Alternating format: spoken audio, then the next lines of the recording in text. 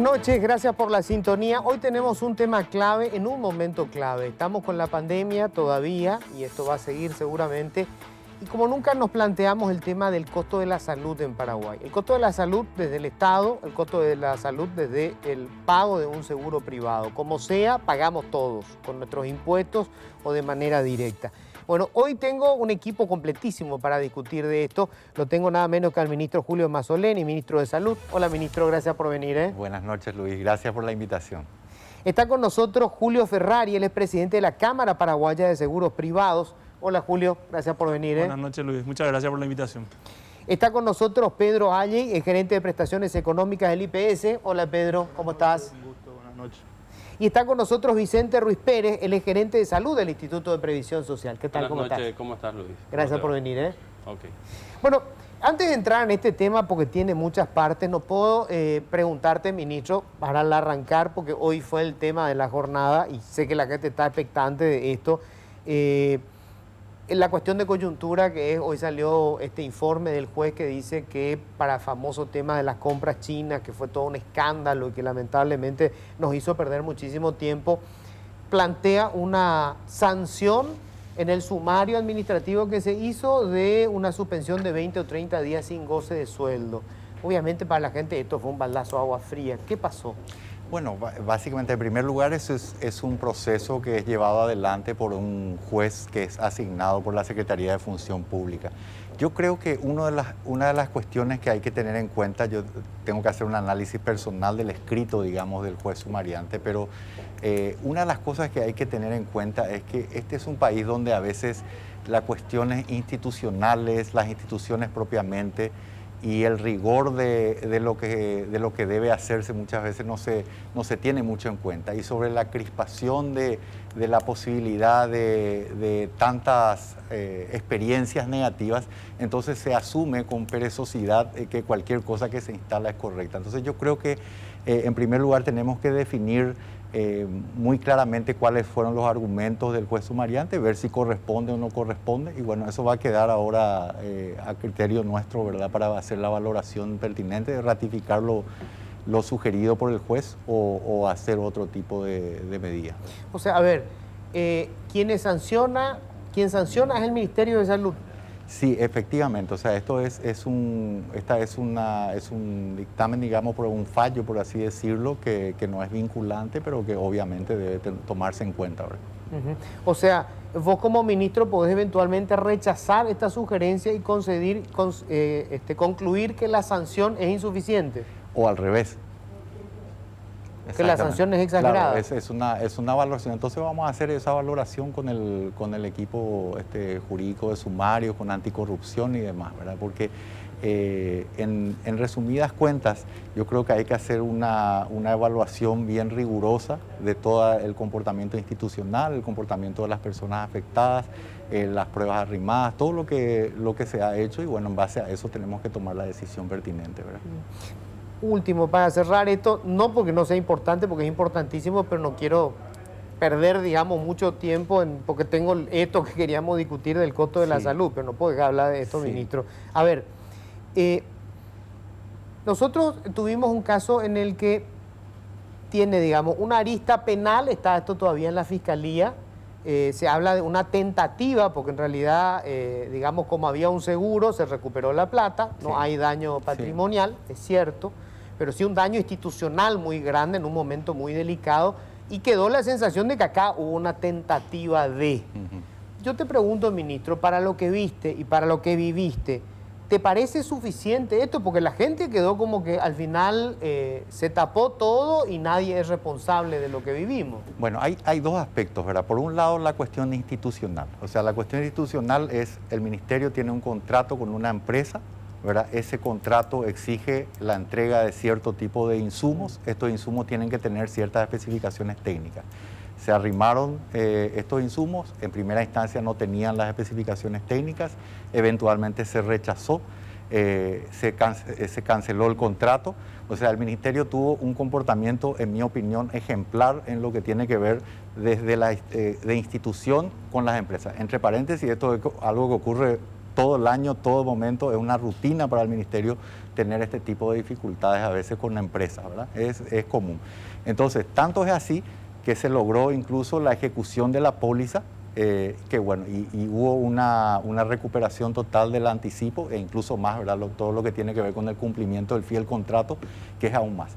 Después está la valoración del comportamiento, digamos, interno de los funcionarios que estuvieron abocados al proceso de evaluación de este llamado, de esta compra. Y bueno, ahí es donde se arriman todos los elementos necesarios, se hace el juzgado y bueno, esto es lo que vamos a evaluar ahora, si hubo o no.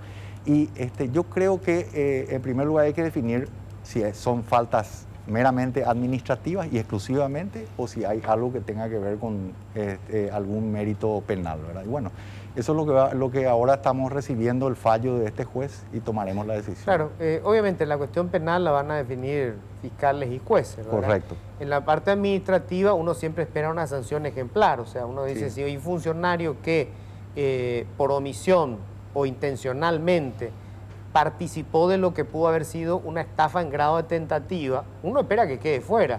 Cuando uno escucha una suspensión de 20 o 30 días, queda un sabor de que la cosa terminó en impunidad. Claro, ahora lo que hay que ver es quién tiene el intento de estafa, ¿verdad? ¿El intento de estafa es del funcionario o es de la empresa, por ejemplo? Claro, la sensación es que es una connivencia. Claro, y ese es el tema, Luis, la sensación. Entonces, lo que pasa es que si somos serios y si somos rigurosos, entonces lo que hay que analizar es realmente los méritos que hay. Yo no soy abogado, pero es un principio básico, ¿verdad?, en el que tenemos que regirnos. Y no se puede hacer, estamos hablando aquí también están en juego el prestigio de mucha gente, está en juego, digamos, toda la carrera de mucha gente. Entonces, uno tiene que ser realmente muy estricto con esto, ¿verdad? Bueno, ojalá que una vez que tengamos la decisión del ministerio, sean los argumentos satisfactorios, porque fue un momento demasiado difícil, el esfuerzo que se le pidió a la gente era enorme y quedó ese sabor de que nos metió en el perro. Esa fue la sensación que quedó, ministro, ¿verdad? Pero bueno, no quiero agotar ahora porque se nos va a acabar el tiempo y este es un tema muy, muy delicado, el tema que nos compete hoy. Y me gustaría empezar hablando de cuánto cuesta hoy una cobertura médica, porque nosotros creemos que si es el Estado no tiene costo y en realidad, bueno, eso se cubre con impuestos, o se cubre con impuestos o lo paga la gente con un seguro o el aporte del IPS. Y quiero empezar con el tema de IPS, porque me parece que un poco el IPS es la fantasía que tenemos hoy de la cobertura médica. El IPS supuestamente con un aporte que puede ser sobre el salario mínimo, donde entran 4 personas, porque yo aporto y entra mi padre y entra mi hijo, se supone que yo tengo una cobertura del 100%. Pedro, ¿eso es real? O sea, hoy, con lo que se aporta, ¿puede el IPS cubrir un 100% de atención médica? No se trata de la tasa de aporte, se trata de la distribución que se hace de los aportes en los 3 fondos que administra el IPS. La tasa de aporte es 9 el trabajador, 14 el empleador, 23. Esa masa de dinero se divide en 3 partes. Como siempre dijimos, la mitad, más de la mitad al fondo de jubilaciones, 6% al fondo de administración, funcionamiento y solamente 39% al fondo de salud. Ahora bien, ¿por qué digo solamente? Porque 39% se escribe en la ley de creación del IPS en 1950.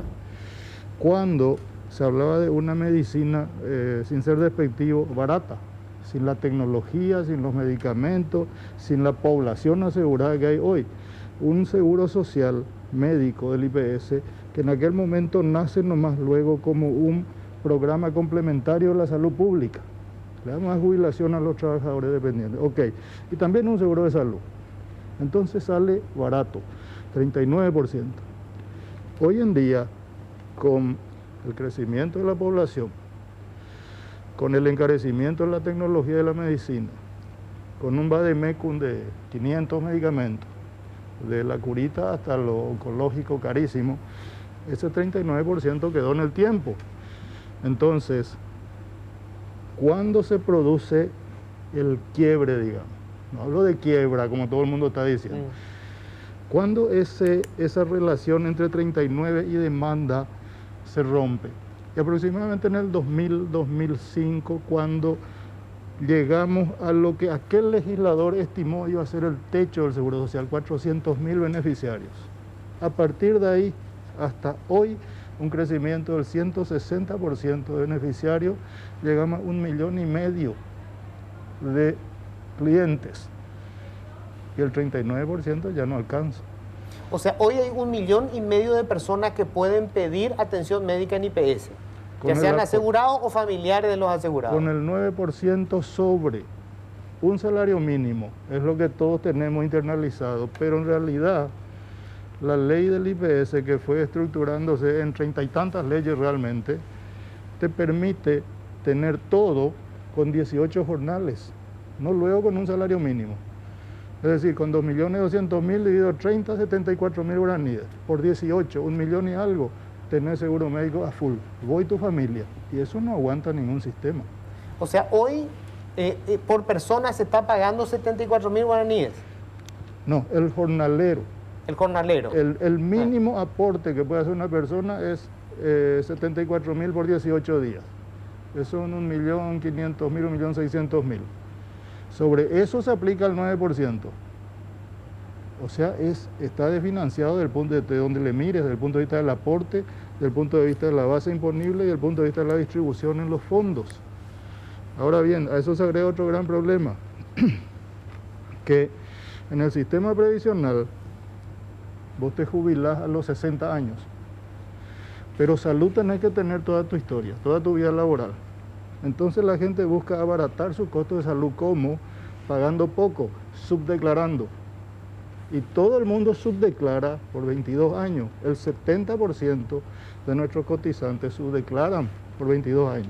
Y los últimos 3, que es el periodo de tiempo que se toma para calcular la jubilación, todos somos gerentes. Entonces el sistema tiene defectos en origen y pasaron 77 años y no hicimos los ajustes. O sea, hoy está colapsado el sistema. O sea, hoy es matemáticamente imposible que con el aporte que se hace, 1,5 millones de asegurados tengan una cobertura del 100% de salud. Y sin embargo se sigue prestando la cobertura en salud, que bien dijiste, cubre todo, aún con ese descalzo financiero. Pero con todas las financiero. deficiencias, con la protesta de todos los días. Con las deficiencias que quieras, pero se sigue prestando y sigue siendo el IPS una de las primeras barreras para el sector formal, por lo menos en la contingencia negativa. Ahora, quiero ir al ministro de Salud, porque recuerdo que cuando comenzaba tu administración, ministro, hablabas vos de hacer una reforma en el sistema de salud. Correcto. Y ver cómo hacemos la cobertura, porque hoy nosotros tenemos el grueso de la población que tiene la cobertura del Estado, Ministerio de Salud, ¿verdad? Y los hospitales que tienen el Ministerio de Salud. Aparte está el IPS, que es una cuestión, por decirlo, mixta, porque es una institución pública, pero es de los aportantes del IPS. Y el resto, que creo que es un 7-8% hoy que tiene cobertura del seguro privado, ¿ok? En otros países, yo sé que la cobertura pública funciona de manera diferente, o sea, me tocó estar en Estados Unidos y tener un problema de salud y ahí es hasta cierto monto cubre la persona, desde cierto monto cubre el Estado, es a la inversa. Entonces, de hecho hay gente que no se va a hacerse un tratamiento simple porque tiene que pagar de su bolsillo. Ahora, si tiene una cuestión delicada, sí se va porque ahí es el Estado el que se hace cargo. Nosotros tenemos un sistema totalmente separado que hace que, digamos, el asegurado del IPS con lo que encuentra y el resto se va al Ministerio de Salud. Correcto. Y una minoría que puede pagar el seguro privado. Sí, es tal cual, Luis. Y parte, justamente, nosotros tenemos prácticamente un 70% de la población. Y también eso es bastante artificial, porque en determinadas circunstancias el Ministerio también presta muchísima atención. Tenemos un porcentaje bastante interesante, importante de asegurados del IPS que consultan en el Ministerio de Salud Pública, ¿verdad? Y del sector privado, dependiendo del tipo de atención que busquen, ¿verdad? Entonces, y lo otro que señalaste es precisamente esa separación que hay, es parte del problema principal que es un diagnóstico aparte conocido de años, ¿verdad? Esa segmentación, digamos, la asignación de recursos, la duplicación de esfuerzos, la ineficiencia, después la fragmentación, que es que no funcionan bien nuestras redes. Todo eso es un diagnóstico harto conocido. Y me permito, para terminar por lo menos esta parte introductoria, una cuestión muy interesante que me gustaría poner a la atención de todo el país, de la gente que nos está escuchando, es que esta situación de crisis ha demostrado, o sea, fehacientemente en el terreno, cómo es fundamental que trabajemos integrados. En los lugares donde estamos integrados ahora, estamos dando una respuesta que sería simplemente imposible para cualquiera de las instituciones por separado. Estamos hablando, por ejemplo, de Ciudad del Este o misma Asunción o modelos como el de Ayola, por ejemplo. Donde sí están integrados IPS, Ministerio de Salud y el sector privado. En ocasiones hay algunas cuestiones con el sector privado. Pero es más IPS más y salud. Es más bien principalmente con IPS. En algunos lugares estamos viendo con la policía, también viendo algo, pero es bastante minoritario. Mayormente con el Instituto de Previsión Social. ¿Para dónde tendríamos que avanzar, ministro? Hay un plan, porque obviamente esto así como está no Sí. funciona. Sí. O sea, esto tiene laguna por todos lados. Claro. Bueno, el proceso de reforma tiene varias cuestiones muy básicas, ¿verdad? Todos estamos esperando grandes productos, digamos, de qué sé yo, alguna ley, algún elemento de ese tipo, pero en realidad hay varias cosas que se pueden hacer antes y se están haciendo. En primer lugar, tenés que definir cuál es el modelo de atención que querés. Está definido, ¿verdad? Por lo menos para nosotros como una política clara. El modelo preventivo y de promoción de salud, ¿verdad? Que buscamos también fortalecer el primer nivel de atención para que no te llegue, para que estos problemas de terapia sean los menos, ¿verdad? En general. Ese es uno.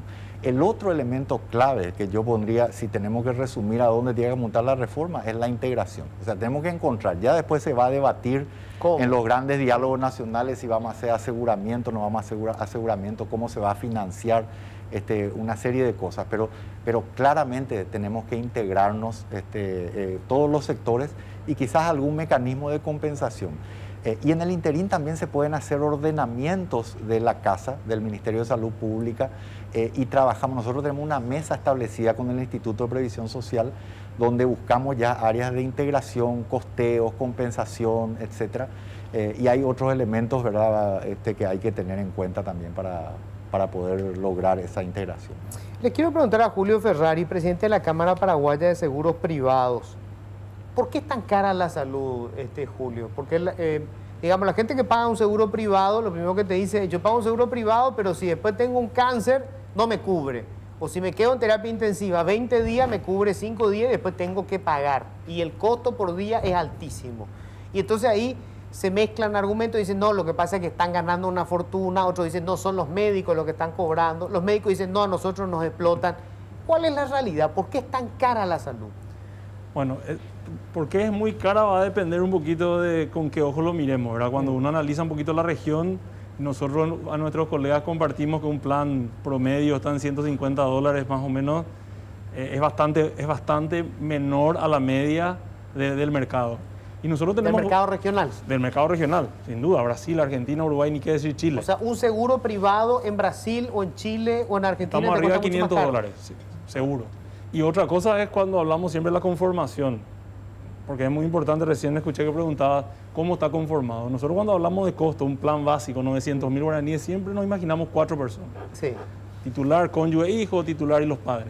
Es un elemento fundamental al momento de comparar, porque después tenemos que llegar a la cápita.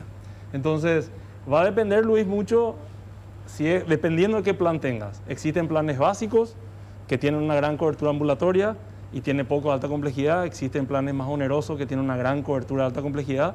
Y la verdad que la minoría de la gente tiene planes muy altos con amplias coberturas. Es por eso que nosotros planteamos, el ministro nos invitó allá por febrero más o menos cuando estábamos saliendo del dengue, donde nos mencionó que iban a tener un plan de rectoría muy importante, donde nosotros decíamos, ministro, es momento de desempolvar esta ley del FONARES, que es tan buena y brillante, que justamente prevé la financiación de la alta complejidad para todos, inclusive para el IPS, en donde se va a fondear de manera independiente y nosotros vamos a poder preparar planes de mayor cobertura justamente preventiva.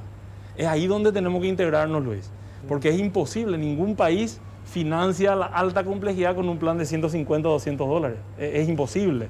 A mí me tocó tener un familiar donde, bueno, lastimosamente tuve que ir al exterior. Con un plan de $150 es imposible un tratamiento de cáncer de $300.000 o algo por el estilo. Entonces tenemos que sincerarnos en esa cuestión y tenemos que buscar quién va a fondear la alta complejidad. O nos vamos a planes onerosos y caros, donde yo le comprendo perfectamente a don Pedro cuando habla de un aporte tan bajos esperando una cobertura tan alta. Entonces eso es lo que hay que sincerar. ¿Cómo vamos a financiar la alta complejidad? ¿Quién va a financiar? ¿Se va a fondear el FONARES, valga la redundancia, con impuestos especiales creados, donde vamos a utilizar la infraestructura del IPS, del sector público, del sector privado para atender con un consejo multipartita donde están representados todas las partes, como ocurre en Uruguay, como ocurre en Estados O sea, Unidos? un fondo común, digamos. Sí. Totalmente. O sea, yo donde- tengo una cobertura básica en el sector privado. Entré por una cuestión de una lesión en el pie. Se produjo una infección y voy a terapia intensiva. Ahí ya entra la cobertura del FONARES. Sí, pero en realidad... Estés en el sector privado, estés en el IPS o estés en un hospital del Ministerio de Salud. Cuando hablamos de alta complejidad, el ministro obviamente es médico y voy a dejarle a él que explique cuáles son las patologías consideradas de alta complejidad, ¿verdad? Porque hoy los planes también tienen, en el sector privado, tienen 30, 40 días de terapia intensiva, hay planes de 50 Claro, millones de medicamentos. depende Pero del digamos, plan. siempre cuando miramos un plan básico de una familia que tiene 2 o 3 salarios mínimos, y a esa gente cuando llega a cierto tope o cuando se le acaba la cobertura, y ahí tiene que activar. Comunica al FONARES, el FONARES estudia en el consejo y habilita. Bueno, él va a ser tratado en el sector, en el IPS, se le abona la prestación al IPS. En el sector público, se le abona. Entonces, es como que nosotros le decíamos al ministro que podemos aportar mucho ahí, porque en el sector privado, nosotros tenemos arancelado el 100% de las prácticas. Entonces, el médico va haciendo tal medicamento, se le paga por una consulta, se le paga por esto. De repente en el sector público tienen salarios fijos por horas, entonces nosotros podemos aportar mucho ahí para poder arancelar esas prácticas. Entonces, por eso creo que es muy oportuno sentarnos las tres partes y fondear el FONARES, que yo creo que es el gran futuro. Vicente, gerente de salud del IPS, ¿se puede hablar de cuánto cuesta tratar un paciente en Paraguay? O sea, hay un costo promedio. Si te dice, bueno, se hace un cálculo, vamos a tener, no sé, 30 pacientes que tengan cáncer o 100 que tengan un infarto. ¿Hay un precio promedio o cada paciente es una historia distinta? No, tenemos precios promedios. Yo te voy a hablar de lo que es hoy esta pandemia. A IPS le cuesta la internación por día de un paciente en terapia intensiva 11 millones de guaraníes Por día. por día. Eso implica costo de honorarios médicos, enfermería, nutricionista, fisioterapia, medicamentos. Ese es el costo. Hoy dimos de alta a un paciente y te traje como ejemplo, 354 millones de guaraníes gastó esta paciente que salió de alta con 27 días de terapia intensiva, 5 días de sala común. O sea, es un costo altísimo. A nosotros nos cuesta una sala común aproximadamente 2.800.000 guaraníes por día y una terapia 11 millones. Pero hablaste de un seguro de fantasía y me encantó eso que dijiste, porque te quiero dar un ejemplo. Te quiero dar un ejemplo de la fantasía del IPS, porque nosotros tenemos 80 medicamentos de altísimo costo, entre oncológicos y no oncológicos, pero de alto costo. Hay 200 pacientes que consumen un medicamento que tiene un costo de 7.600.000 guaraníes cada ampolla, 2 veces al mes. Eso implica 30.400 millones de guaraníes, ¿verdad?, para el IPS. Mientras que su aporte de todo este grupo anualmente es solamente de 800 millones de guaraníes. Si bien aportan 2.293 millones de guaraníes a la institución, 800 millones nomás es para la Salud. salud. O sea, te das cuenta que a todas luces esto es imposible de sostener en el tiempo. Claro, no cierran los números. No, imposible de sostener en el tiempo. Y así, cada medicación que el ministro sabe que esto, alguna reforma tenemos que hacer. Algún cambio debemos plantear porque esto es insostenible en el tiempo. Y me gustaría sumarte algo, Luis, porque estamos hablando del enfoque del paciente con terapia, potencialmente una persona que puede salir de eso, ¿verdad? Pero aquí no entramos todavía en las enfermedades crónicas, que es a las que hace alusión Vicente. Por ejemplo, enfermedades como las que yo trataba, donde vos tenés, por ejemplo, una enfermedad crónica que te toma un medicamento de $2.000 mensuales, por ejemplo, ¿verdad? O algunos incluso mayores. Entonces, y cuando vos planteás una ley específica para cada uno de ellos, donde buscas garantizar el tratamiento y no fondeás eso de una misma bolsa, está generando más leyes y cada vez queda menos para los que no tienen su ley. Entonces tampoco eso es una política, digamos, Claro, no es una solución. no es sostenible en el tiempo, no es lógica. Entonces, evidentemente sí, hay que revisar y hay que tratar de activar esto. A lo mejor hay que ayornar esta idea del FONARE con un financiamiento distinto. A ver, FONARE hoy cuántos fondos tiene? No tiene No, ninguno, no hay está fondo. privado. No está No, reglamentado. FONARE es también una fantasía hoy. Sí, es una fantasía. Está clasificado las enfermedades catastróficas, ¿verdad? Está bien clasificada, insuficiencias renales, cánceres, etcétera, etcétera, pero nunca salió, no tiene fondo. O sea, a ver, nosotros tenemos, yo me doy cuenta, Julio, que creo que la gente que paga un seguro médico privado no entiende cómo funciona el seguro médico privado. Porque el seguro médico privado, en teoría, sobre todo te sirve para la salud preventiva.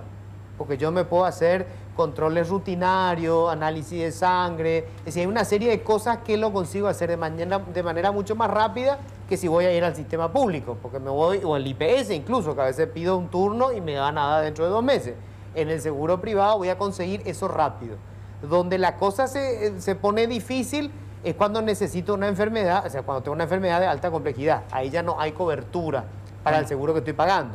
Claro, por eso es muy importante. Depende del saldo que quieras tener como la llamada, ¿verdad? Sí. Por supuesto. Yo por eso hago el paralelismo. Creo Claro, que- vos podés pagar un seguro VIP, no sé si sos un senador, yo creo que ni ellos me parece que tienen, pero un seguro VIP y obviamente tener una cobertura puede tener del 100%, pero no es lo que paga la mayoría de la gente que tiene un seguro privado, supongo. Así es, así es. La mayoría de la gente tiene un seguro que no tiene alta complejidad en la mayoría de los casos, entonces tampoco Luis, aquí tenemos que entender una cosa. Nosotros tenemos muy buen servicio ambulatorio, tenemos muy buena infraestructura y la gente que decide invertir un poco más en eso que es salud y tiene una cobertura mucho mayor. Lo que pasa es que mucha gente de repente es o doble aportante y se hace la lógica de que cuando tenga algo complejo va a ir al IPS y cuando tiene algo más sencillo tiene que quedarse en el sector privado. Entonces ahí es donde nosotros tenemos que hacer alianzas. Muchas veces yo decía, si justamente he asegurado el IPS, la atiendo yo con el seguro y hago un acuerdo de medicamentos, por dar un ejemplo. Entonces Claro. yo le ahorro a ellos la hospitalización, la parte quirúrgica, los honorarios médicos y muchas veces lo que nosotros no podamos cubrir, podemos hacer una alianza en donde la parte de medicamento ingresa. Entonces hay mucha sinergia, Luis, que podemos Claro. las tres partes. En realidad, digamos, la gente creó su sistema de salud con esa lógica. Paga un seguro privado donde tiene una cobertura básica que es más rápida y más eficiente porque obviamente hay menos demanda. Si tiene que ir a una cuestión más costosa, por ejemplo, tiene un accidente, va a emergencia médica. No va a su hospital privado, va directamente primero a emergencia médica porque tiene una cobertura del 100% de emergencia médica. Si tiene un cáncer, normalmente tiene también el seguro del IPS. Si tiene un cáncer, se va a ir al Instituto de Previsión Social, no se va a ir a su seguro privado. Porque en teoría el IPS le tiene que cubrir el 100%. Así es. Y de cada 100 seguramente a 2 le van a tener que cubrir el 100%. El problema es el otro 98% que se pasa protestando porque no llegan los medicamentos oncológicos, porque la licitación está parada, porque los números sencillamente no cierran. Así es. Así funciona en la práctica. Te hago un ejemplo matemático simple para la gente. Una persona que gana salario mínimo, 2.200.000 guaraníes, aporta al IPS, él y su empleador, 23% da 500.000 guaraníes, redondeemos. De 500.000 guaraníes, lo que va al fondo de salud por esa persona son 196.000 guaraníes. Pero esa persona arrastra 4 familiares, papá, mamá, mayores de edad, medicina cara, cónyuge, esposa, concubina, lo que sea, hijos menores, 1 o 2. Y por ahí algún hijo discapacitado de por vida. Dividí los 196.000 entre los 6 y te da 30.000 guaraní por cabeza. Es irreal. Está bien, es cierto, no todos usan al mismo tiempo, pero eso era válido hasta un nivel de 400.000 asegurados, no para un volumen de 1,5 millones asegurados, donde los que usan son muchos más y esa ecuación ya no equilibra. Esa es la situación hoy. Pero ahí, Luis, es importante mencionar, por lo menos de lo que siempre vamos, nosotros tenemos un ratio de un titular y 3 adherentes o beneficiarios. Por eso es muy importante que nosotros mencionemos bien eso. Yo entiendo que el IPS tiene 800.000 titulares y 600.000 adherentes, ¿verdad? O sea, digo nomás que cuando hagamos las comparaciones, nosotros tenemos los 4 planes que tenemos, grupos familiares, siempre son de 3.5 o 4 personas. Así que cuando digo nomás que cuando hagamos ese comparativo es importante entender, cuando de repente se habla de migraciones, estamos hablando de migraciones en el sector privado, contempla a toda la familia y generalmente los padres pagando como adherentes, ¿verdad? Entonces cuando vayan a eso es lo que están acostumbrados, ¿verdad? Entonces ahí es donde tenemos que analizar muy bien sobre todo el tema de las migraciones. Ahora, una cuestión clave en todo esto es medicamentos. ¿Cuántos cuestan los medicamentos? O sea, ¿por qué un medicamento me cuesta un precio en el IPS, otro precio en el hospital privado, otro precio en la farmacia? ¿Cómo se maneja este tema de los medicamentos, ministro? Que es clave cuando estamos hablando ya de la atención hospitalaria. Después vamos a hablar un poco de la salud pública, de todo lo que supone que no tengamos que usar medicamentos o que no tengamos que llegar al hospital, que sería fantástico, ¿verdad? Pero en este caso, esto es una cuestión, digamos, de oferta y demanda, de monopolio. ¿Cómo se maneja el precio de los medicamentos? La Dirección Nacional de Vigilancia Sanitaria establece el precio máximo, digamos, de un determinado medicamento y lo hace en base a un coeficiente determinado por un decreto, no recuerdo sinceramente el año del decreto. Y bueno, eso es lo que se establece, entonces se puede dar que en distintas, por las leyes de oferta y demanda, por diversas otras razones, un determinado medicamento tenga un precio muy dispar, digamos, en distintas instituciones o a lo largo del tiempo, ¿verdad? Nosotros, por ejemplo, en el Ministerio de Salud Pública hemos tenido un 60-70% de ahorro en algunos, inclusive cuando uno espera que en el tiempo se encarezcan algunos de estos medicamentos por lo menos, ¿verdad? Entonces eso es lo que muchas veces genera una confusión en el caso de los medicamentos. En el caso de los insumos, por ejemplo, no se fija precio. No hay, o sea, ahí depende de la oferta y demanda. Ahí se determina, exactamente. Tampoco en el tema de los equipos biomédicos, digamos, eso, el precio referencial se fija en base a varios criterios, pero muchas veces en base a un histórico de las últimas licitaciones y algunos otros elementos de estudio de mercado. Ahora, ¿cómo empezamos a resolver esto? Porque antes de avanzar, esto de los precios de los medicamentos es una ventaja para IPS. Nosotros tercerizamos camas en el sector privado desde el año 2011. Desde el año 2011 tenemos 120 camas todos los años en hospitales de Asunción. ¿Y eso les cuesta más caro o más barato? Mucho más barato. Mucho más barato que lo que tienen en IPS. Claro, es mucho más barato. ¿Y por qué es más barato? Y porque nosotros tenemos nuestros medicamentos, o sea, nosotros ponemos nuestras farmacias en ese lugar, ¿verdad? Y un tramadol, por darte un ejemplo, nos cuesta 7.000 guaraníes. Y no sé cuánto está en el privado, creo que llega a los 50 o 47.000. ¿verdad? No manejo los precios. Son sumas fuertes. Entonces, ¿Y por qué la es una diferencia de ventaja. precio tan grande? Y porque nosotros compramos en cantidad.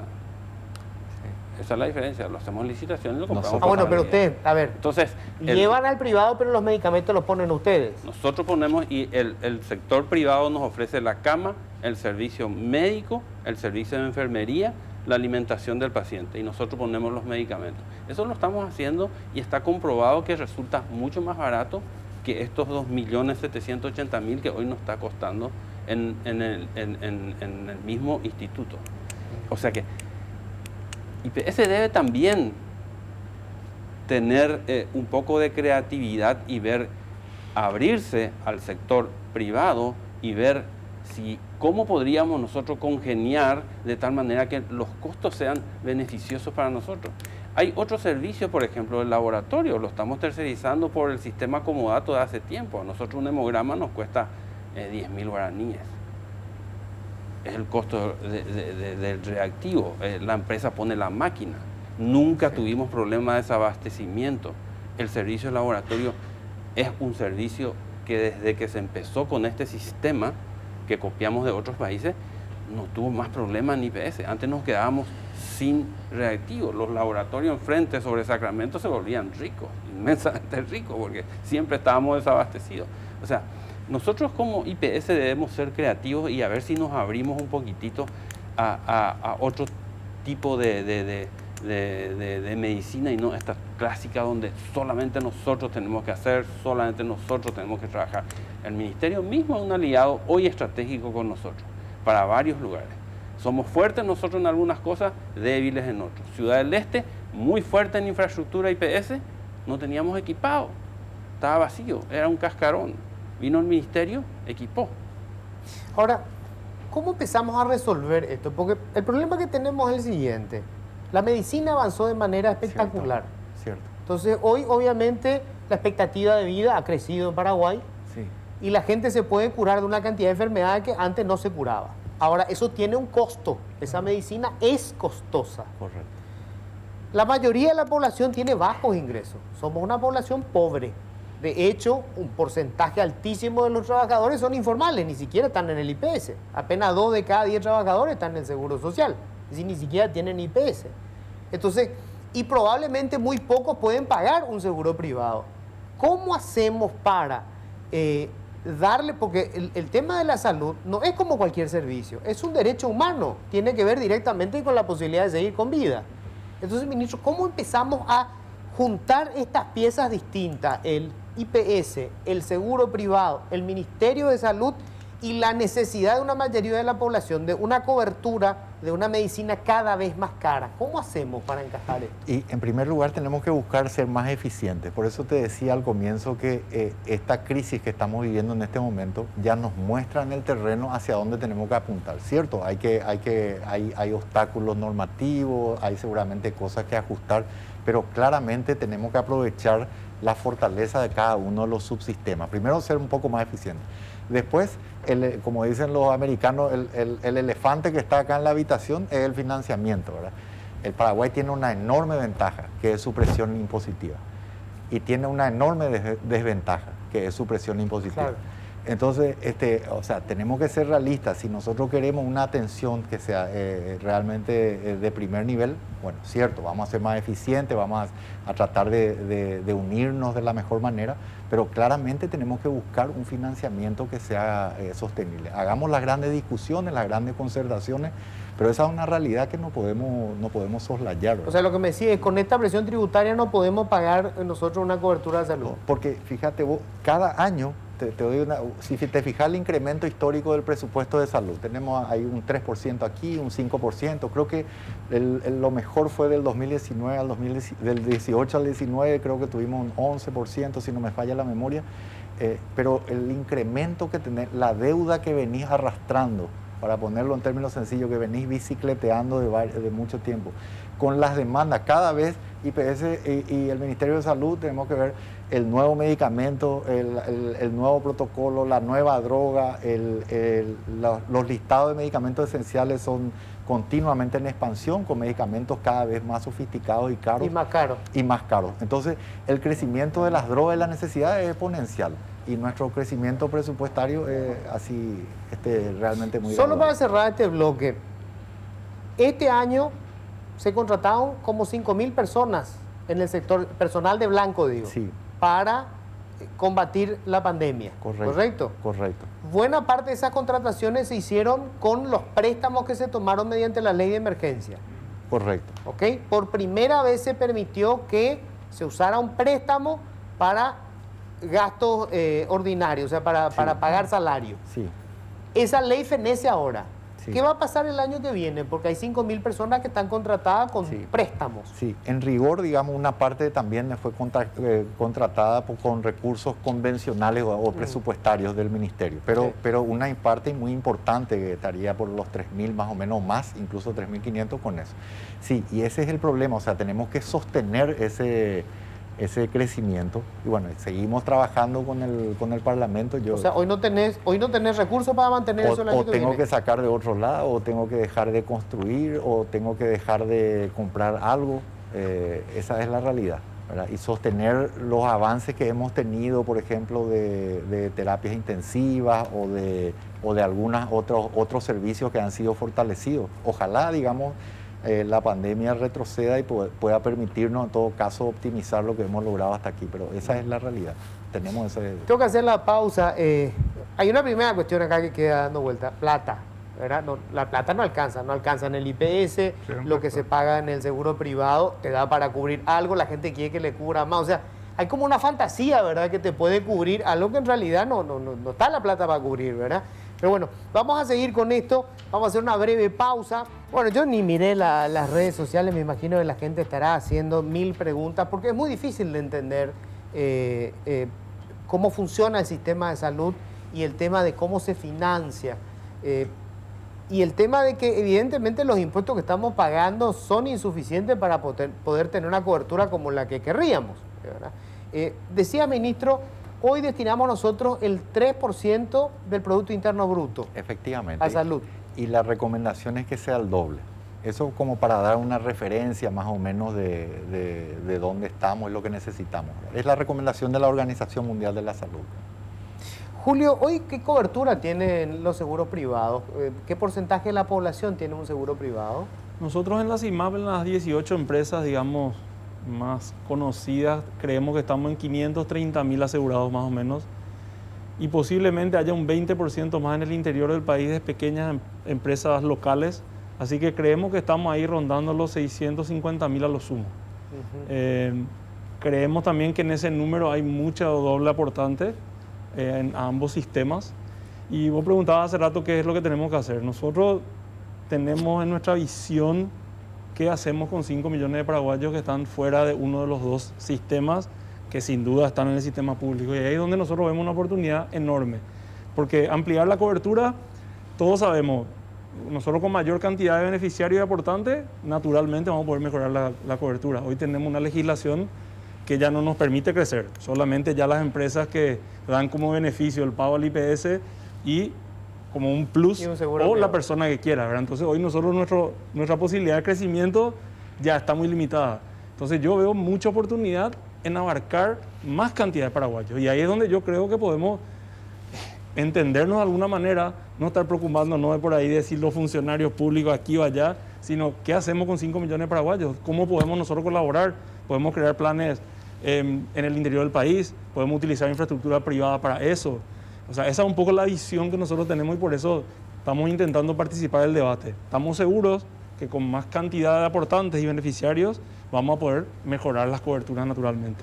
Así que esa es un poco nuestra línea, nuestro ofrecimiento, nuestra predisposición. Creemos y estamos orgullosos de toda la inversión que se viene haciendo en los últimos 20 años. Creemos que hay realmente centros de altísimo nivel médico y detrás no está una empresa, están más de 1.200 profesionales, presidentes de sociedades médicas, el doctor mismo ejercía también en el sector privado y público. O sea, yo represento un poquito a esos más de 80 sanatorios privados de todo el país, más de 1.500 médicos de las diferentes sociedades médicas que somos parte de este sistema y lo que queremos es aportar a más, o sea, cómo hacemos para llegar a más paraguayos. Así que es un poco el ofrecimiento que tenemos, nuestra posibilidad gerencial y bueno, ofrecernos a encontrar el convenio. Tuvimos una excelente experiencia con la vacunación de influenza, pareció algo muy tonto. Le pedimos al ministro que nos provea 10.000 vacunas, creo que en una semana en nuestras instalaciones de manera gratuita. Bueno, esas son las cosas que tenemos que ir buscando, sinergias de cómo podemos llegar a más paraguayos. Así que ese es nuestro ofrecimiento y bueno, estamos atentos a retomar las conversaciones. En el IPS pasó un fenómeno muy especial con este tema de la pandemia, porque por un lado quedaron suspendidos un montón de aportantes, ¿verdad? De miembros del IPS, de asegurados del IPS, pero por el otro lado también entiendo que mucha gente pasó a formalizarse y por lo tanto pasaron a ser aportantes nuevos al Instituto de Previsión Social, lo cual significa una mayor demanda también para el sistema de salud. No, realmente no hay un crecimiento de aportantes. No hay. No hay. Lo que ocurrió en términos financieros con el instituto desde diciembre de 2019 a mayo fue una caída libre de 600.000 millones a 390.000 millones en aporte puro. Eso le patea fuerte al Fondo de Salud porque el Fondo de Salud es un programa presupuestario, no tiene reserva financiera como para aguantar un descalabro así. El Fondo de Jubilaciones no tiene problema porque tiene reservas. Hoy ese 390 trepó a septiembre y está alcanzando los 500 y pico, está subiendo. Pero no porque se hayan incorporado gente, sino porque se está normalizando el mercado laboral, digamos. Ahora, a mí me quedó bollando la pregunta qué hacer, como dijiste hace rato, para salir de este empantanamiento en el que estamos todos. Y yo recojo lo que señaló el señor ministro.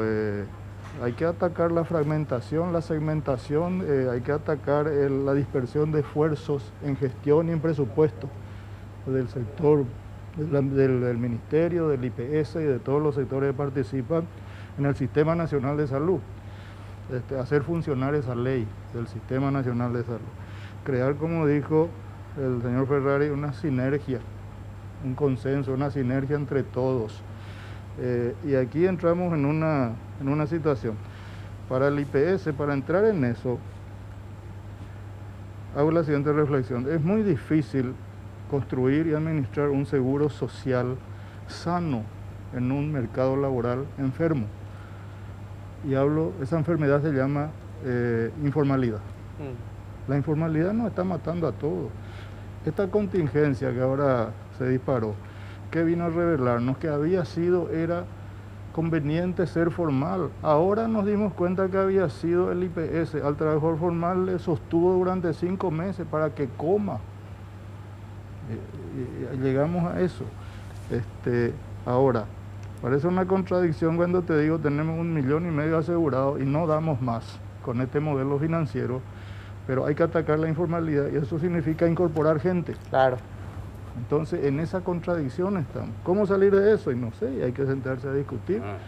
Hay que ser creativos, hay que ser creativos, alianza con el sector privado, alianza con el ministerio. Claro. Acá hay que conjugar, a ver, el sector privado, obviamente hay inversores, y esos inversores quieren renta. O sea, digamos, es cierto que lo que están ofreciendo es un servicio público, que es la salud, pero obviamente tiene que haber renta. Sí. Y aparte estamos hablando de una inversión cara. Los equipos que se traen para la medicina de alta complejidad son equipos carísimos. Así es. Un resonador hoy está en más de 5 millones de dólares, así que imagínate, estamos hablando de un aparato, ¿verdad? Por eso, entonces, ¿cómo congeniamos para que, bueno, se dé la renta? Porque si no, no va a haber la inversión, no va a haber estímulos para que inviertan. ¿Cómo hacemos para que el IPS, porque mucho se habla de que, por ejemplo, los funcionarios públicos deberían, el absurdo de que los trabajadores privados estamos en el seguro social público y los trabajadores del sector público están todos en el seguro privado, ¿verdad? Es una cosa absurda, pero es así. Ahora, si nosotros pasamos 300.000 al IPS, colapsa mañana. No vendamos esa idea porque ya le asustamos a la gente de entrada. Claro, es imposible. Cuando hablamos de incorporación de nuevos colectivos, en este momento al IPS hablamos de la palabra gradualidad. Y esa gradualidad implica relación directa con el crecimiento de la capacidad de respuesta hospitalaria y de gestión del área médica. No podés meter 50.000 personas de golpe, aunque sean buenísimos clientes del sector público. ¿Por qué? Porque no te puedes subdeclarar, está presupuestado, sea ente descentralizado o sea administración central. A diferencia de los del sector privado, acá no te van a poder mentir. Acá no te subdeclaran. Y segundo, está demostrado, por ejemplo, con Ministerio Público, que están con nosotros, que pagan bien y usan poco, o sea, un buen cliente. Entonces, en esa dirección tenemos que avanzar. Posiblemente al compañero Ferrari no le va a gustar, pero el IPS debe incorporar al sector funcionario público al seguro de IPS. Debe incorporar. Ni una duda. Claro, porque es un buen aportante, el mejor aportante. Y nos va a permitir de ese 600 a 390 picar a mucho más y llegar a lo que necesitamos para salir del descalce financiero del Fondo de Salud. Ese es un trabajo, un desafío a 2-3 años que tenemos que proponernos como IPS. Ahora, ¿cómo conciliar eso con los intereses del sector privado, con la política del Estado? En fin, ese es el gran debate que tenemos que sentarnos a discutir ahora. Creo que hay una cuestión final que es la más difícil seguramente de asimilar: impuestos. O sea, con este nivel de impuestos, ministro, no podemos pagar la salud. Es verdad, y lo digo reconociendo que quizás no es el momento más adecuado para esa discusión, pero sí, es claramente así. Te voy a ilustrar con una anécdota que a mí me ocurrió apenas ingresado acá y que, o mejor que se lo escuché decir a gente del sector económico. Cuando uno le explica o le cuenta a otros países, ¿verdad?, el nivel de impuestos que nosotros tenemos, y preguntan cómo sobrevivimos desde el punto de vista de justamente los servicios sanitarios, entre otras cosas, ¿verdad? Pero realmente eso ilustra, me parece, la dificultad que tenemos.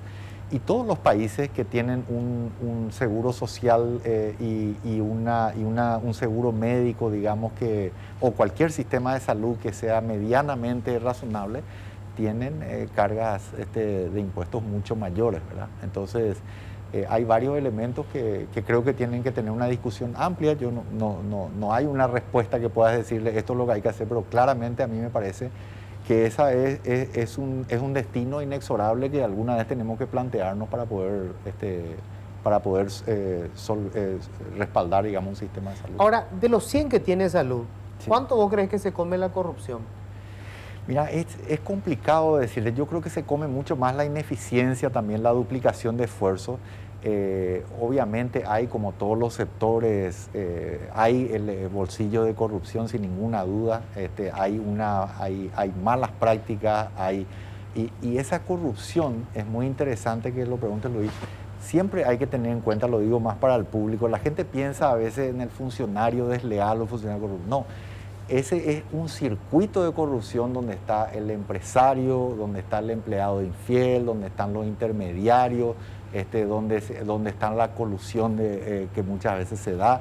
O sea, es bastante más complejo y es muy complicado de luchar contra eso, ¿verdad? Pero uno trata de hacer todas las reformas, y yo soy un convencido, soy muy práctico y realista, me parece a mí, en el sentido de que lo que hay que buscar son hacer que los canales sean mucho menos permeables o mucho menos vulnerables, porque evidentemente siempre va a haber gente que es corrupta, ¿verdad? Hay una mafia de los medicamentos.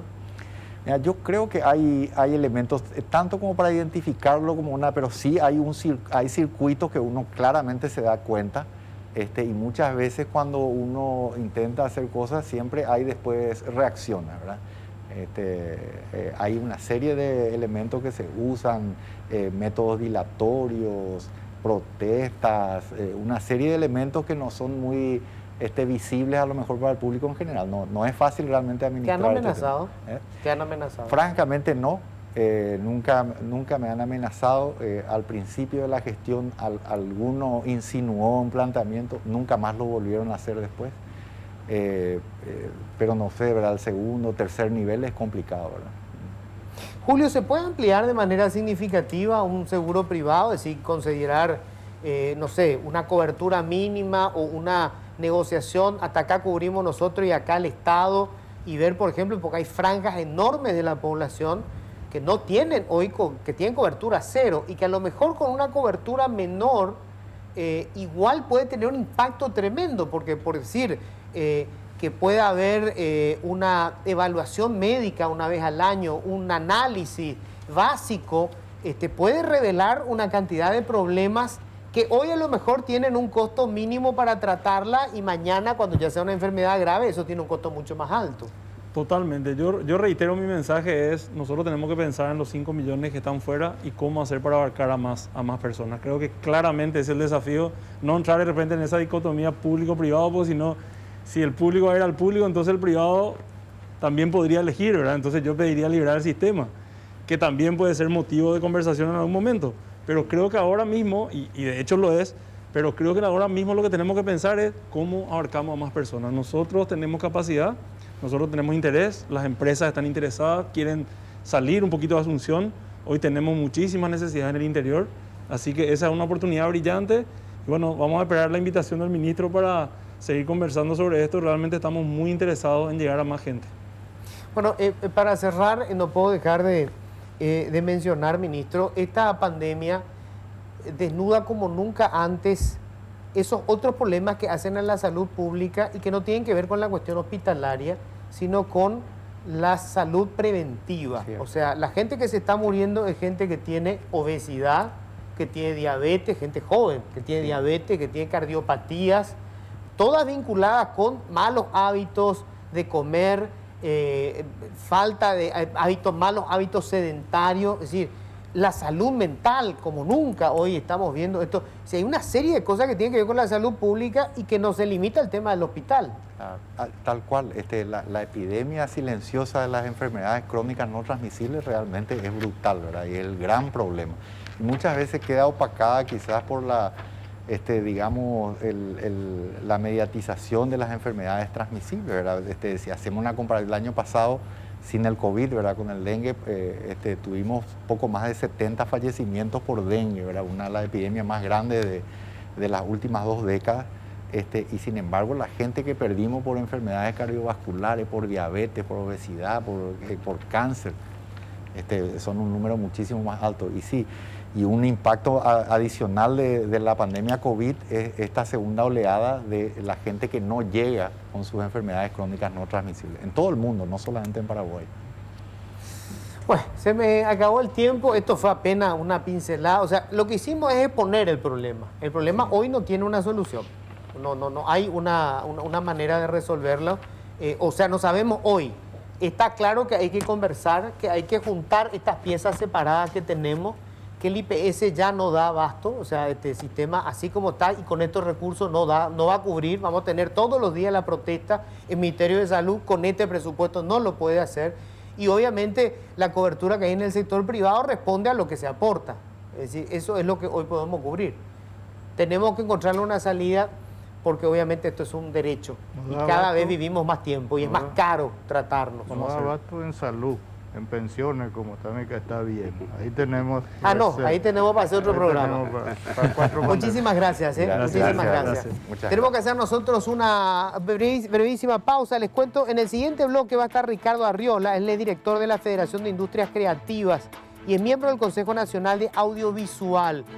¿Cómo hicieron para sobrevivir todo este tiempo y cómo se están preparando para la reactivación muy lentamente de este sector, pero que ha dado mucho en los últimos años? Breve pausa, ya volvemos. Bueno, y les cuento, ya estamos con Ricardo Arriola, él es director de la Federación de Industrias Creativas, miembro del Consejo Nacional del Audiovisual. Hola Ricardo, gracias por venir. Hola Luis, muchas gracias a vos y a toda la teleaudiencia. Bueno Ricardo, es uno de los sectores más golpeados obviamente por toda esta pandemia, porque digamos todos los eventos requieren aglomeración de personas, el teatro, el cine, casi todos los espectáculos requieren de mucha gente. Esa palabra que se convirtió casi en una palabra, el de reconvertirse, ¿verdad? ¿Cómo hicieron? ¿Se pudo reconvertir alguien? ¿Se puede reconvertir el negocio audiovisual? Y mira, estuvo difícil para muchos de los sectores, para todos en realidad. Fue un desafío muy grande. El sector del audiovisual, de la música, bueno, como decías, requiere de la aglomeración de personas, pero no solamente para el consumo, no solamente para ir a ver una película en la sala de cine, no solamente para ir al concierto o a una obra de teatro, sino que para producir lo mismo también. O sea, detrás de cámara, ¿cuántas personas trabajan cuando se rueda una película, cuando se produce una obra de teatro o cuando hay un concierto? No es solamente la banda tocando, sino que son los técnicos, los iluminadores, toda la maquinaria que se mueve detrás. Entonces es un desafío muy grande porque no se pudo aglomerar las personas para trabajar ni tampoco el público para asistir. O sea, afectó muy directamente a todos los sectores realmente. Y ahora que estamos entrando en esta etapa de flexibilización general, ¿están encontrando espacios para volver? Porque, por ejemplo, estaba leyendo que en el caso del cine, como hay un límite de 50 personas, no es rentable y por lo tanto no va a haber cine todavía. Además, no hay grandes estrenos que atraigan al público. ¿Cómo el resto de los sectores se están moviendo en este nuevo escenario? Bueno, es difícil porque, como decías, el reinventarte fue una palabra que había que asumirla de una forma urgente. Entonces, las personas tenían que encontrar la forma para poder encontrar qué hacer en este contexto, ¿verdad? Muchas personas lastimosamente tuvieron que dedicarse a otra cosa o las personas tuvieron que encontrar un camino en otro sector. Los sectores que mayor resistencia tuvieron, digamos, a este proceso fueron los sectores del software y de los videojuegos, que es un sector que está creciendo en nuestro país y bueno, en este contexto tuvieron mayor demanda y además de eso que para ellos el home office no era una novedad, ¿verdad? Porque bueno, son personas es su forma de trabajo. Exacto, entonces por ahí son sectores que tuvieron mucha más resistencia en este sector. ¿Qué tan importante? Yo la verdad que sabía que había alguna gente que estaba desarrollando videojuegos, por ejemplo, pero no sabía que ya era un mercado o un negocio importante. Y mira, en Paraguay hay una asociación de desarrolladores de videojuegos que reúne a 70 personas que hacen eso, que es ICDA, que por las siglas en inglés, porque es un capítulo Paraguay de una asociación internacional. O sea, ellos se reunieron acá y tienen muchísimo contacto con las personas en el exterior porque tienen su público también en el exterior. De hecho, que el desafío que tenemos nosotros desde Paraguay es ser proveedores de creatividad para el mundo. Claro. Tenemos el potencial, las personas tienen la capacidad, entonces ahora estamos nosotros buscando la forma de abrir esos mercados justamente, que es uno de los ejes de gestión de la Federación de Industrias Creativas. Ahora, en el tema del audiovisual, ha pasado algo con esta pandemia. Las plataformas de los servicios de streaming tuvieron una disparada brutal. A Disney lo único que le salvó fue Disney más, ¿verdad? Que lanzaron ellos su plataforma de streaming porque se le cayeron todos los negocios, ¿verdad? Y bueno, Netflix creció de manera espectacular y todos los otros. Nosotros pudimos colarnos ya en ese mercado. Es difícil porque obviamente competís con todo el mundo. Claro, pero literal. pudimos empezar a colarnos ahí. ¿Puede ser esa una salida, ya que nuestro mercado interno, digamos, consume poco? Y ya hay experiencias, ya hay películas que están en Netflix, por ejemplo, y le invitamos a todos los televidentes a que entren a ver Las Herederas, Leal, que son dos películas que lograron estar en Netflix, pero antes de la pandemia. Sí. Bueno, es muy difícil porque, claro, competís con todo el mundo y además los contenidos que requiere Netflix también tienen como unos criterios y unos estándares que son muy altos, y nosotros en Paraguay estamos arrancando y estamos también logrando, por eso tenemos ya 2 películas ahí, estamos logrando que lo poco que producimos tenga muy buena calidad.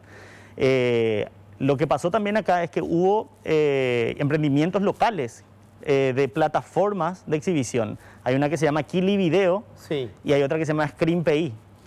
Hay otra que está ahora empezando, también son 3. O sea, está surgiendo porque encuentra también su propio mercado, ¿verdad? Teatrix, que incorpora obras de teatro online y también algunas producciones audiovisuales.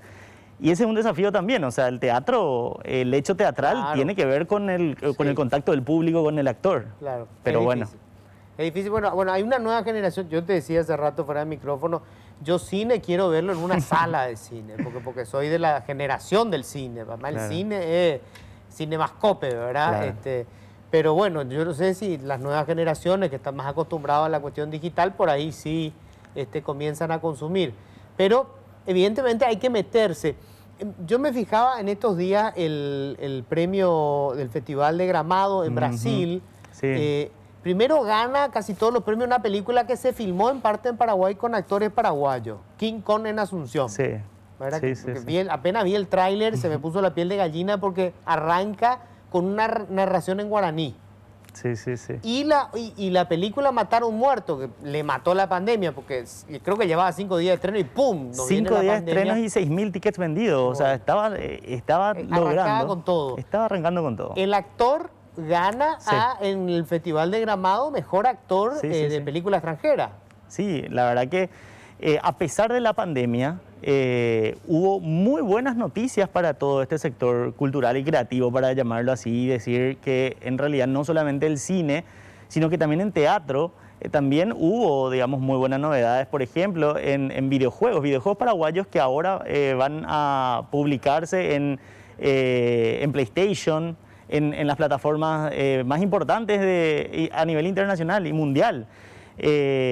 Bueno, sí, pasó también con estas películas que lograron ganar estos premios. Otro cortometraje paraguayo, Veo Veo, de Tania Cateve, que quedó también seleccionado para el Festival de Málaga en España.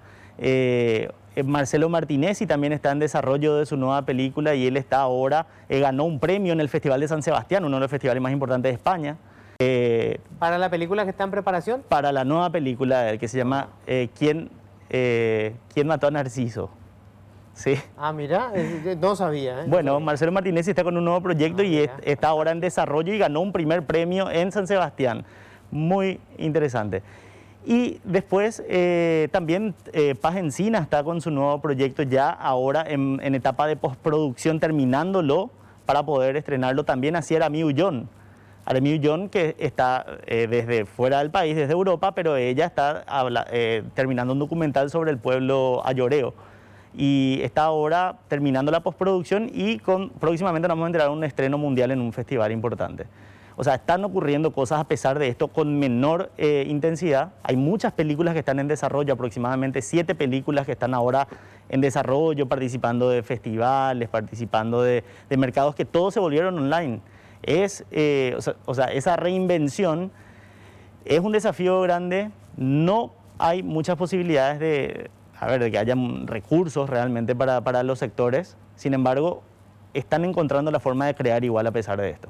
Ahora, Ricardo, yo veía que esto venía creciendo, porque esto se tiene que convertir en una industria. Sí. Yo inclusive cuando había gente muy crítica decía, por ejemplo, qué sé yo, la película tal, me dice, es una película comercial. Pero todas las películas son comerciales.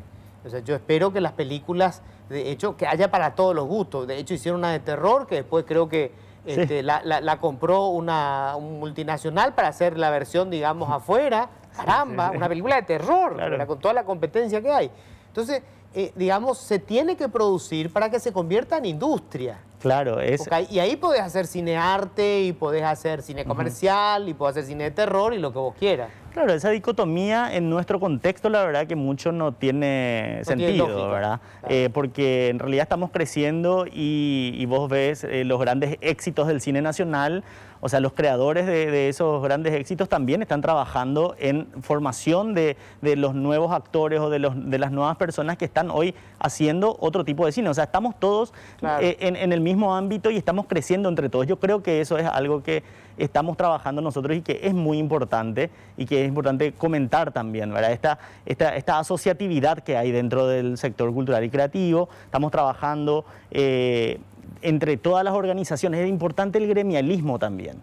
Decir que, a ver, soy un actor de teatro, ¿qué puedo hacer yo además de actuar en teatro? Y bueno, involucrarte en tu gremio. También así un productor de cine, una persona que trabaja, digamos, como técnico del sector, o sea, tiene espacios, las organizaciones donde tiene que involucrarse. ¿Por qué? Porque desde ahí conseguimos logros para todos. Eso estamos haciendo. Tengo que hacer una pausa breve. Enseguida tenemos más de esto, de este, digamos, mundo que se fue desarrollando casi de manera oculta, digamos, sobre todo con la pandemia, y sin embargo, bueno, apenas empezaron a salir algunas cosas y se están ganando premios internacionales, por favor. Hacemos la pausa, ya volvemos. El dólar vuelve a sorprender con un nuevo pico en el año, alcanzando una cotización de 7.006 guaraníes por unidad en el mercado mayorista o bancario, según el precio promedio calculado por el Banco Central del Paraguay este martes 6 de octubre. Esta es la primera vez en el año que la divisa norteamericana se mantuvo por 2 días consecutivos con una cotización por encima de los 7.000 guaraníes y marcando picos, ya que había iniciado la semana con 7.005 guaraníes, luego de cerrar el viernes a 6.996 guaraníes. Bueno, me decía Ricardo fuera de micrófono que vos sos gestor cultural. Así es. O sea, esta es una figura nueva, antes no se escuchaba de esto, y clave para poder conectar de repente qué aporta el Estado, los inversionistas privados, la gente de afuera, es decir, para poder provocar este fenómeno que permite producir materiales audiovisuales. Sí, sí, y no solamente en audiovisual, sino que en todos los sectores de las industrias culturales y creativas, ¿verdad? Entonces es como un desafío muy importante porque es tiempo que generalmente el artista dedica a esto de la gestión, que le resta tiempo para su creación. Claro. Entonces ahí está el rol importante del gestor, ¿verdad? La gestora cultural, de poder generar las oportunidades para que el artista pueda crear. Hoy, para hacer una cuestión más o menos estimada, ¿cuánta gente trabaja en el sector de la creación audiovisual, por decirlo así, en general? Bueno, en audiovisual, la Cámara de Productores hizo una estimación de aproximadamente 4.000 personas. A la pucha, 4.000 personas. 4.000 personas sumado televisión, porque bueno, acá hay muchas personas que están trabajando Sí, claro, detrás de cámara, sí. en televisión también, en cine, publicidad, pero en general en las industrias culturales y creativas, según un diagnóstico que hizo la Fundación CIR con el BitLab el año pasado, arrojó que 50.000 personas trabajan en el sector de las industrias culturales y creativas y que el impacto dentro del Producto Interno Bruto es del 2,5%. Pues caramba. Sí, estamos hablando de más de 800 millones de dólares año, que genera, digamos, este sector que está buscando posicionarse también y decir, bueno, esto somos, acá estamos y esto es lo que estamos generando, ¿verdad? Y desde el punto de vista de la formación, porque claro, esto mucho tiene que ver con la academia. O sea, digamos, primero arranca de manera casi bohemia, ¿verdad? Se va juntando gente que tiene talentos, pero esto es ciencia, de hecho, por eso la academia de Hollywood es eso, ¿verdad? Son las ciencias cinematográficas, acá se aprende, digamos. ¿Cómo ves el desarrollo en nuestro país de eso? Y está creciendo y está habiendo cada vez más oferta, digamos, para poder capacitarte en este sector. Un desafío muy grande es justamente tener un espacio donde puedas capacitarte en las áreas más técnicas específicas. Porque ahora mismo, por ejemplo, Hay 5 universidades que tienen carreras relacionadas al audiovisual. Primero que todas están situadas en Asunción y después que son 800 personas las que están inscritas ahí. Pero ¿qué pasa con las personas que quieren dedicarse o que quieren capacitarse en las técnicas? En ser operador de cámaras, en ser iluminadores, o ser sonidistas para un concierto, o ser programadores para un videojuego. Por ejemplo, entonces es un desafío que todavía tenemos nosotros y que desde la Federación de Industrias Creativas estamos trabajando. Queremos crear un instituto de formación técnica para el sector cultural y creativo, para que se puedan formar justamente estos roles que son más técnicos y muy específicos. Porque el que opera, digamos, un set de iluminación para la televisión tiene un conocimiento específico que es diferente del que tiene que iluminar un escenario en teatro o en un concierto. Entonces son conocimientos específicos que queremos ofrecer, digamos. Pero sí, es un desafío grande, hay personas muy capacitadas, por eso las cosas que se están haciendo están teniendo impacto internacional. Porque... Por decir, o sea, un programador de videojuegos no es lo mismo que un programador de un sistema informático para, qué sé yo, la Contraloría General de la República. Estamos hablando de escenarios absolutamente distintos. Hoy no hay donde puede estudiar, o sí hay. Y mira, los gremios están ofreciendo algunos cursos de formación. Lo que pasa que no son sostenibles, porque están explorando nomás también y ofreciendo. Hay algunos colegios privados que por ahí se animan e incorporan a los videojuegos como una herramienta para la educación, porque es muy importante eso. De hecho, nosotros tuvimos conversaciones incluso con el Ministerio de Educación para poder decirle, señores, el sector de las industrias creativas puede ser un camino muy importante para la educación a nivel nacional. Porque a través de los videojuegos un chico puede aprender mejor matemáticas que con la clásica copiar del pizarrón y aprenderse de memoria. Los videojuegos a través de una música, a través de una aplicación, a través de un documental, o sea, es muy importante y tenemos la capacidad de hacer. Y nosotros queremos trabajar en eso, en ofrecer a este sector cultural y creativo para que esté al servicio de la sociedad en el área educativa, en el área turística, que estamos trabajando también. Y estamos haciendo estos trabajos de vincular estas áreas por ahí que están muy alejadas entre sí y queremos vincular. Ese es nuestro trabajo. Qué importante esto que estás diciendo, Ricardo, porque muchas veces nosotros no dimensionamos la importancia que puede tener, por decirte, un trabajo audiovisual en otras áreas de la economía. Por ejemplo, había leído un informe del impacto brutal que tuvo la película Parásite, surcoreana, en la inversión extranjera en Corea del Sur. Porque el ganar todos esos premios, el superar a los tanques de los estudios norteamericanos, le dio un prestigio a Corea y generó un cambio en el concepto que tenían de ese país muchísimos inversores internacionales que no tenían nada que ver con el cine. Pero que después de aquello se fueron a invertir a Corea del Sur. Que caramba, acá hay una generación que está pegando el salto. O sea, ¿hasta dónde va a llegar Corea? Si ganó el Oscar, ¿hasta dónde va a llegar? Exacto. Entonces, pasó en su momento con 7 Cajas, que irrumpió en una cantidad de festivales y nos colocó en un patamar absolutamente distinto, porque la gente decía, Paraguay, se gana estos premios, algo está pasando en Paraguay. Sí, de hecho que esa es la gran novedad que ofrece, digamos, este sector, porque muestra, esto es realmente lo que tiene que promocionarse. Siempre, y si te fijas en las últimas noticias que hubo en los últimos años, las buenas noticias que hubo de Paraguay en los portales internacionales, todos tienen que ver con su arte, con su cultura, con su creatividad. Cierto. Una película estrenada en el exterior, algún videojuego que ahora tiene un publisher español. Sí. Nominados al Grammy. Claro, Cachiporros que gira y tiene muchísimos fans en México. Sí. O sea, eso es lo que nosotros tenemos que promocionar, a nuestra creatividad, a nuestro arte, porque eso muestra a Paraguay de una forma distinta y muestra al Paraguay que realmente es. Porque yo estoy convencido de que hay una enorme mayoría que tiene esta capacidad y que tiene la posibilidad de mostrar al Paraguay tal cual es. Lo que vemos en las noticias todos los días es una parte también de Paraguay, pero es una minoría. Entonces nosotros tenemos esa capacidad de mostrar esta capacidad creativa, lo bueno que tiene Paraguay. Porque lo bueno que tiene Paraguay es su creatividad y el arte paraguayo. Claro, esta es la marca país. Así es mismo. una manera de marca país. Y esto tiene que estar al servicio del desarrollo nacional.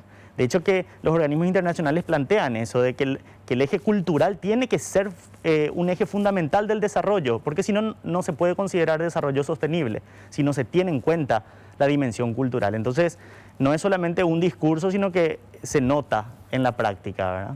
Ahora, para la gente que está viendo, sobre todo la gente joven, ¿verdad? Que tiene esa inclinación, digamos, a cualquiera de las formas del arte, ¿es rentable esto?